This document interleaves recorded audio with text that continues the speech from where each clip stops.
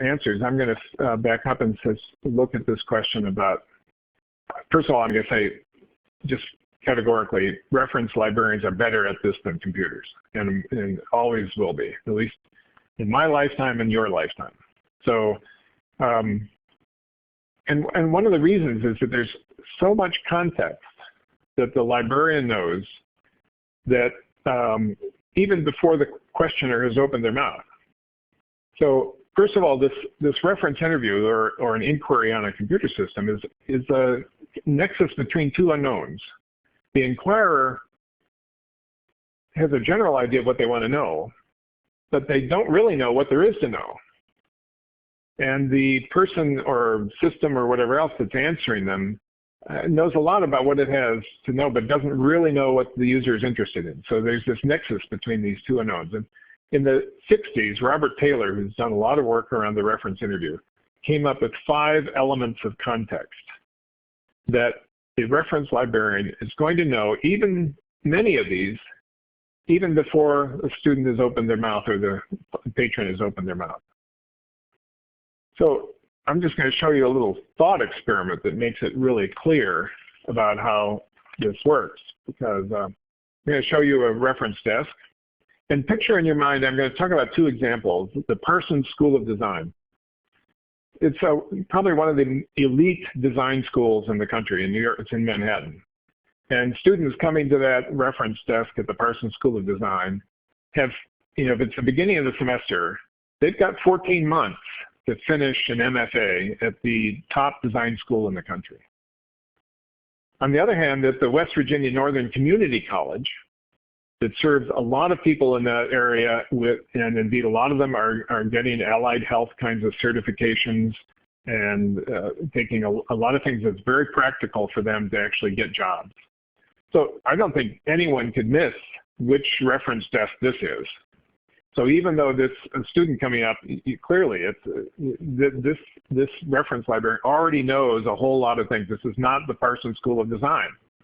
So and already she knows things about the likely subjects, the likely characteristics of what a good answer will be for that student, and many elements of that aspect of context. And if this were the Parsons School of Design, and it would look different, you can imagine how lucky that student is that they are now talking to somebody who has helped several generations, not generation, but several years, decades perhaps, of students get their MFA in 14 months.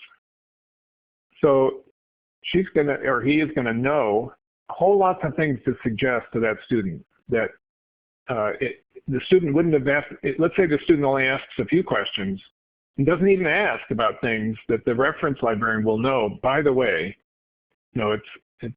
you're really going to want to know about this particular database, because I know your first course is going to be in this particular aspect of design, and you'll be doing really well if I show you these things. It'll all be mirroring many of the things I mentioned about what Samuel Green talks about in his article, but now applied to the Parsons School of Design. So I'm now going to describe to you a framework that we've developed at Credo that allowed us to sort of really define sort of how we wanted Credo to interact with people. And it doesn't mimic the reference interview. It's really a matter of thinking of a query system. And it relates to, we call it the user modes of reference. And each of these modes are define a certain psychological state that a user might be in. Now, this is it's not uncommon for system designers to have models of users. They tend to have models of users which are, well, we've got one model as a newbie, and then we've got the expert, and we've got the teenager, and then we've got the lawyer. So this model is actually at a finer level of granularity. It basically says that the same person may actually have a different expectation state with regard to certain queries, and they may not actually even be self-aware of which state they're in. So you can imagine a doctor in the morning is prescribing a medication and wants to know if there are any counterindications for that medication. And in the evening, early evening, he's finishing up a paper that he's going to present, and he needs some citations for other references. And he has a little bit of time left over, and he's been told about a great site that has information. He's a ear, nose, throat doctor, and he wants to know, gee, what are the 10 things that I ought to know about dermatology? And so now he's exploring this whole subject. That same doctor in those 3 settings has very different expectations in terms of what constitutes a good delivery of information. And most importantly, the issue of the difference between false negatives and false positives.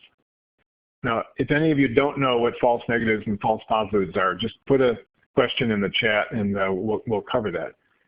False positives are very much things that are unexpected, serendipity.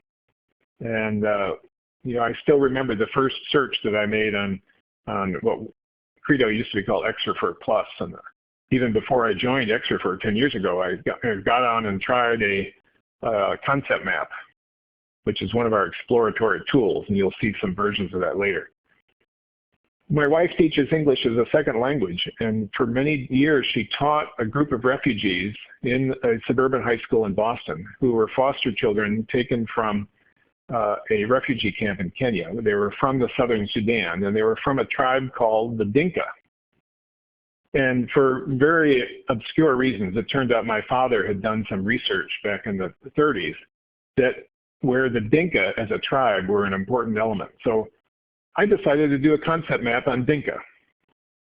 And up came a whole bunch of things about sub-Saharan agriculture, about Aboriginal metaphysics, about a whole lot of set of things that would obviously be related to a tribe from the southern Sudan.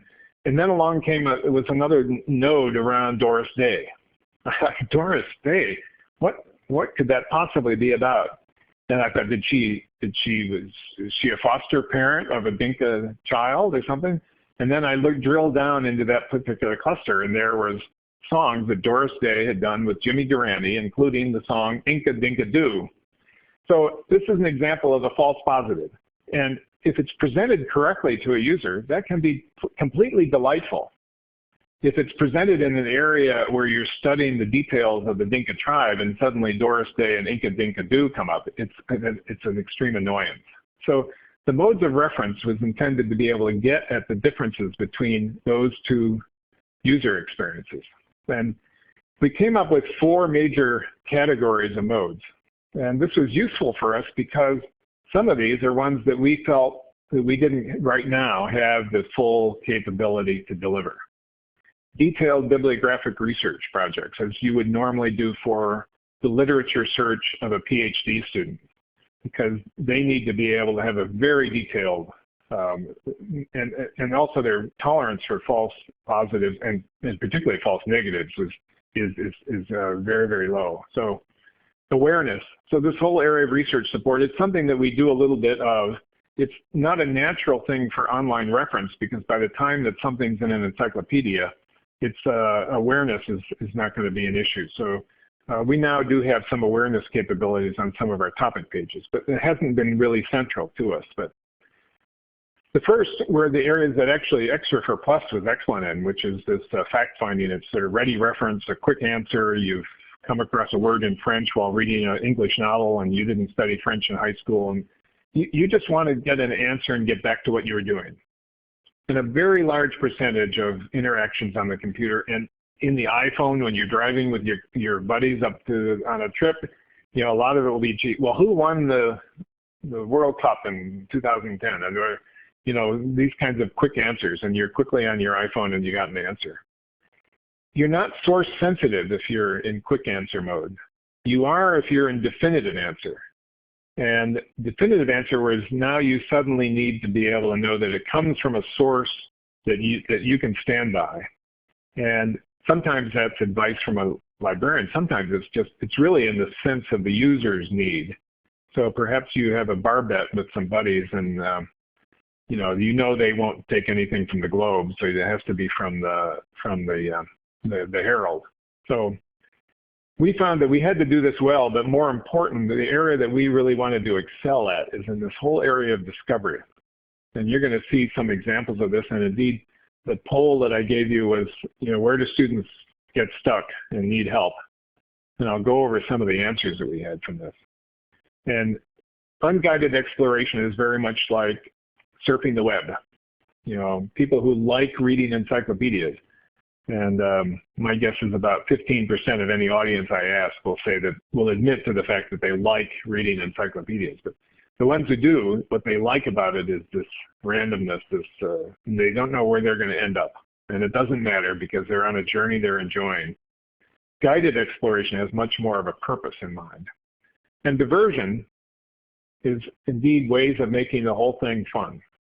And one of the ways I found that that was important in reference is I wrote a piece for the opening of the ALA's Guide to Reference. And in doing so, went back and reviewed the 1902 Guide to Reference. And they had a list of the 100 must-have titles. And when I went through that 100, there were 4 or 5 that I couldn't categorize as anything other than they were meant to make the whole library fun. And I think that any system needs to be able to do that.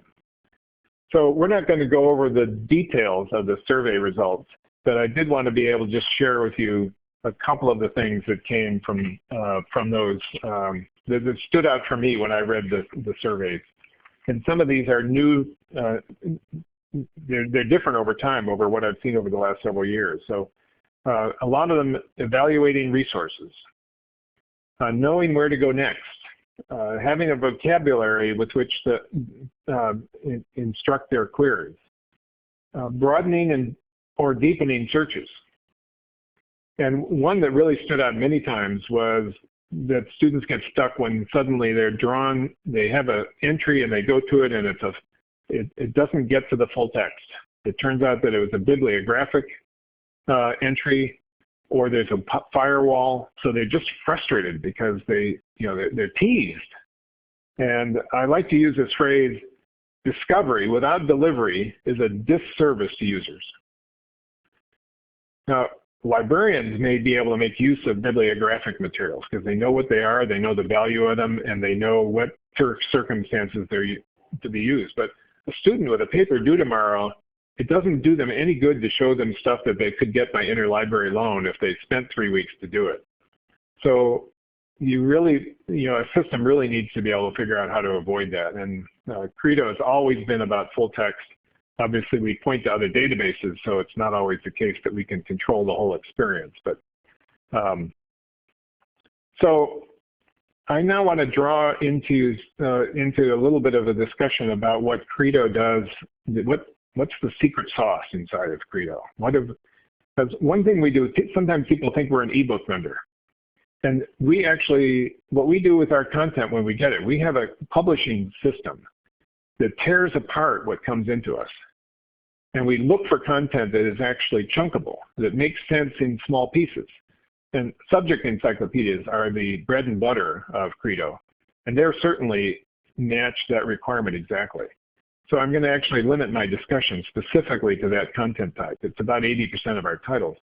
And we strip them apart into their own individual entries, but we extract the human intelligence that's in those subject encyclopedias. And that human intelligence consists of both what keywords have been chosen to be about that subject. So if you have the Encyclopedia of Gun Violence, we have something like that from ABC Clio, and it's going to have a vocabulary of what's related to gun violence that has been chosen by a set of editors and say, these are the important terms that you need to know if you're going to really understand gun violence in the United States.